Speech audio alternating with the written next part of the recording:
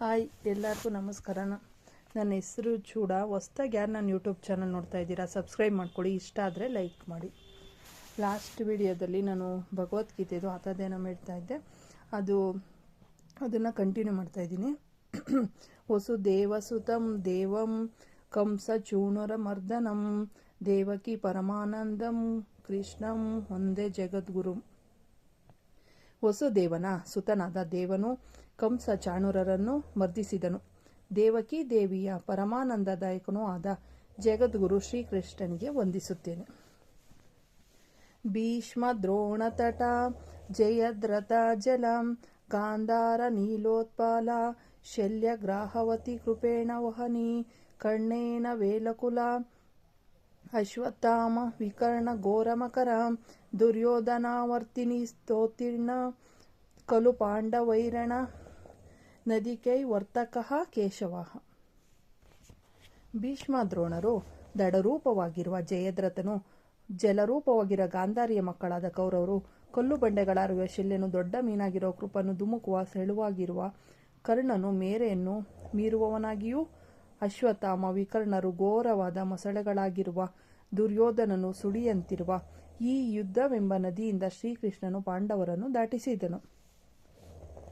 ಪರಾಶರ್ಯ ವಚಃ ಸರೋಜಮಮೂಲಂ ಗೀತಾರ್ಥಗತೋತ್ಕಟಂ ನಾನಾಖ್ಯಾನಕ ಕೇಸರಂ ಹರಿಕಥಾ ಸಂಬೋಧನ ಬೋಧಿತಂ ಲೋಕೆ ಸಜ್ಜನ ಷಟ್ ಪದೈರಹರಹ ಪೇಪಿಯಮಾನಂ ಮುದಾ ಭೂಯಾ ದ್ವಾರತ ಪಂಕಜಂ ಕಲಿಮಲ ಪ್ರದ್ವಸಿನಃ ಶ್ರೇಯಸೆ.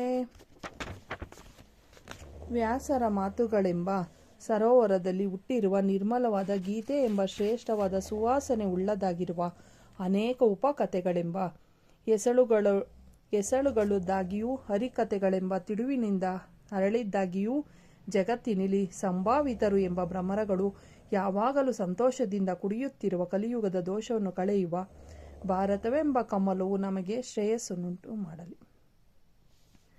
ಮೂಕಂ ಕರೋತಿ ವಾಚಲಂ ಪಂಗುಂ ಲಂಘಯತೆ ಗಿರಿಂ ಯತ್ಕೃಪಾ ತಮಃ ವಂದೇ ಪರಮಾನಂದಮಾದಂ. ಯಾವ ಕೃಪೆಯು ಮೂಕನನ್ನು ವಾಚಾಳಿಯನ್ನಾಗಿಯೂ ಕುಂಟನನ್ನು ಪರ್ವತ ಹಾರುವನ್ನಾಗಿಯೂ ಮಾಡುವುದು, ಆ ಪರಮಾನಂದ ಸ್ವರೂಪ ಮಾಧವನಿಗೆ ನಾನು ವಂದಿಸುತ್ತೇನೆ. ಯಂ ಬ್ರಹ್ಮ ವರುಣೇಂದ್ರ ರುದ್ರ ಮರುತಃ ಸುನಂತಿ ದಿವ್ಯಸ್ತವೈ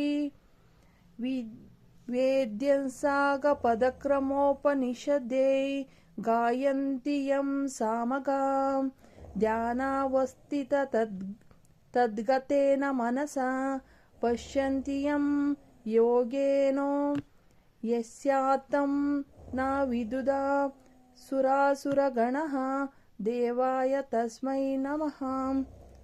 ಬ್ರಹ್ಮ, ವರುಣ, ಇಂದ್ರ, ರುದ್ರ, ಮರುತಾದಿ 33 ಕೋಟಿ ದೇವತೆಗಳು ದಿವ್ಯ ಸ್ತೋತ್ರಗಳಿಂದ ಯಾರನ್ನು ಸ್ತುತಿಸುತ್ತಿರುವರೋ, ವೈದಿಕ ಋಷಿಗಳು ವೇದಾದಿ ಉಪನಿಷತ್ ಮಂತ್ರಗಳಿಂದ ಯಾರನ್ನು ಕೀರ್ತನೆ ಮಾಡುವರೋ, ಯೋಗಿಗಳು ಧ್ಯಾನಾವಸ್ಥೆಯ ಏಕಾಗ್ರ ಮನಸ್ಸಿನಿಂದ ಯಾರನ್ನು ಅಪರೋಕ್ಷವಾಗಿ ದರ್ಶಿಸುವರೋ, ಸುರಾಸುರರು ಯಾರ ಅಂತ್ಯವನ್ನು ತಿಳಿಯಲಾರರೋ ಆ ದೇವನಿಗೆ ನಮಸ್ಕಾರ.